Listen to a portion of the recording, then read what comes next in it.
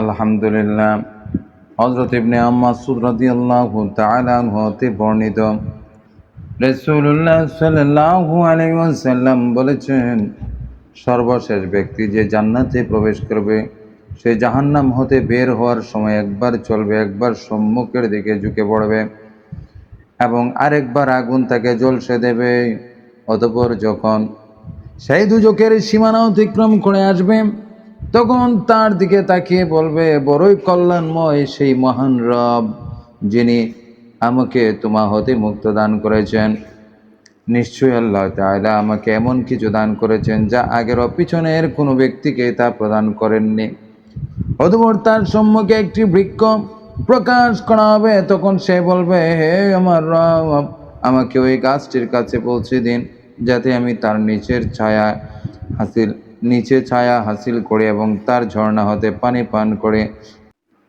হযরতে আনাস রাদিয়াল্লাহু তাআলা আনহু বর্ণিত, নবী করিম সাল্লাল্লাহু আলাইহি ওয়াসাল্লাম বলেছেন, কিছু সংখ্যক লোক তাদের কৃত গুনাহের কারণে শাস্তিস্বরূপ দুজকের আগুনে জ্বলসিত হবে। অতঃপর আল্লাহ তাআলা তার রহমত ও করুণায় তাদেরকে জান্নাতে প্রবেশ করাবেন, তবে সেখানে তাদেরকে জাহান্নামী বলে ডাকা হবে। বুখারী শরীফের হাদিস।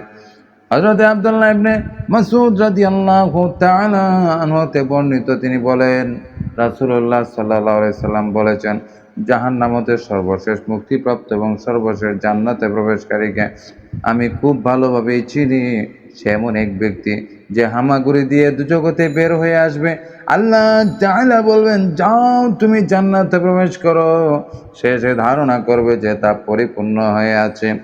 তখন সে বলবে, হে আমার রব, আমি তো তাকে ভর্তি পেয়েছি। তখন আল্লাহ তাআলা বলবেন, তুমি যাও এবং জান্নাতে প্রবেশ করো। তোমাকে জান্নাতে দুনিয়ার সমপরিমাণ এবং তার 10 গুণ জায়গা দেওয়া হলো। তখন সে বলবে, হে আমার রব, আপনি কি আমার সাথে হাসি ঠাট্টা করছেন? অথচ আপনি তা সকল বাদশাহের বাদশাহ।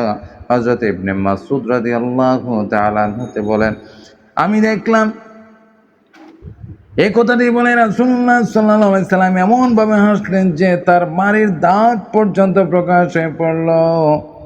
আর বলা হয়, এই ব্যক্তি মর্যাদার দিক দিয়ে হবে জান্নাতীদের সর্বনিম্ন স্তরের। বুখারী ও মুসলিম শরীফের হাদিস।